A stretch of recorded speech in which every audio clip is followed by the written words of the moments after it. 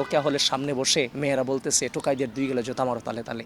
এটা অকল্পনীয় এবং অলৌকিক দুঃসাহস মেয়েদের। ডিসি চত্বরে নৃশংস হামলা চালালো, আমি সেই হামলার মাঝখানে ছিলাম, আমি আহত হয়েছি, আমার বা পায়ে আমি মারাত্মক ইনজুর্ড হয়েছে।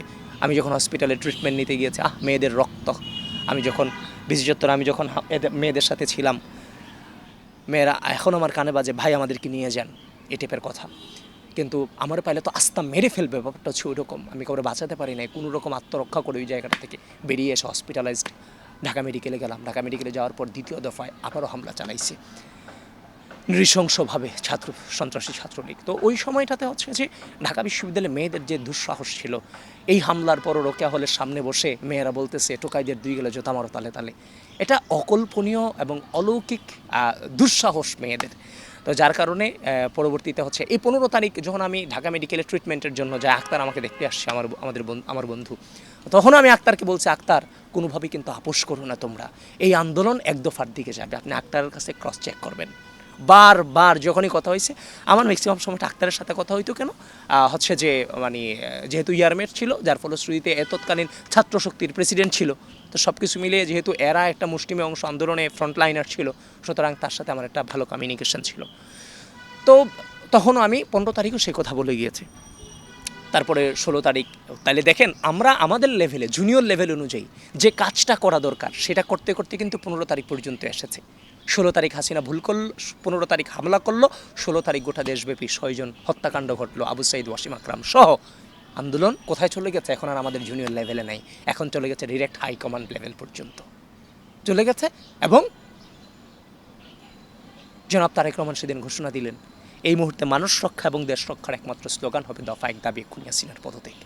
সুতরাং আমার ওই ডিমান্ডটাই ছিল যে আমার নেতা, আমার নেতৃত্ব, আমার যাকে আমি মেনে আমি রাজনীতিটা করি, উনি কী চান, ওনার ডিমান্ডটা কী। আমি জানি হাসিনা পতনের ডিমান্ড অবশ্যই ওনার সর্বাগ্রে থাকবে, কিন্তু পরিস্থিতিটা উনি কী মনে করেন। যখন 16 তারিখে এই ঘোষণা দিলেন, তখন তো আর পেছনে ফিরে তাকার কোনো সুযোগই আর আমাদের কাছে নাই। তার আমরা বোঝে গেছি যে আমার পার্টি ওখানে পুরোপুরিভাবে ইনভলভ হয়ে গেছে। যেহেতু পিএম এখানে ঘোষণা দিয়েছে, এরপর মির্জা ফখরুল ইসলাম আলমগীর স্যার যুগপৎ আন্দোলনের অপক্ষ থেকে তিনি প্রেস ব্রিফিং দিলেন, প্রেস বিজ্ঞপ্তি দিলেন যে এটা 1 দফার দিকে এই মুহূর্তে হাসিনা পতনে একমাত্র ডিমান্ড হওয়া উচিত। তারপর আমাদের ছাত্রদল সেখানে আনুষ্ঠানিকভাবে প্রেস ব্রিফিং দিয়েছে 16 তারিখ, সবাইকে নামার জন্য আহ্বান জানিয়েছে। 15 তারিখে ছাত্রদল শহীদ মিনারে একদম ঘোষণা দিয়ে সেখানে নেমেছিল। এরপরে তো আস্তে আস্তে ধীরে ধীরে যেতে যেতে যখন 17 তারিখ যখন আপনার বিশ্ববিদ্যালয় থেকে বের করে দেওয়া হলো, সাংগঠনিকভাবে ছাত্রদল থেকে আমাদের নির্দেশনা ছিল যে আমরা যে স্পটে অবস্থান করি সেই স্পটে থেকে সাধারণ শিক্ষার্থীদের সাথে মিশে গিয়ে আন্দোলনটাকে 1 দফায় প্রভাবিত করানোর জন্য যা যা ভূমিকা রাখা প্রয়োজন আমরা যেন সেটা রাখি।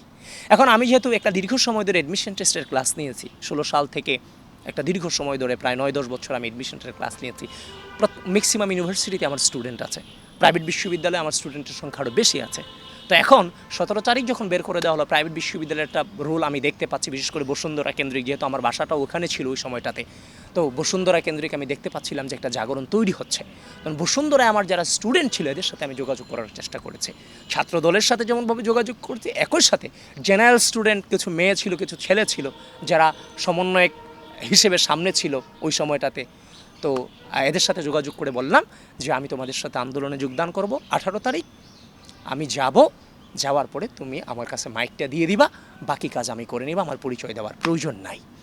পরে 18 তারিখ যখন আন্দোলনে বসুন্ধরা গেট থেকে জয়েন করলাম, যাওয়ার পরেই ওই ছোটো বোনটা আমার হাতে যখন মাইকটা দিল, আমি স্লোগান ধরলাম, বাংলাদেশের জনগণ নেমে আসেন, নেমে পড়েন।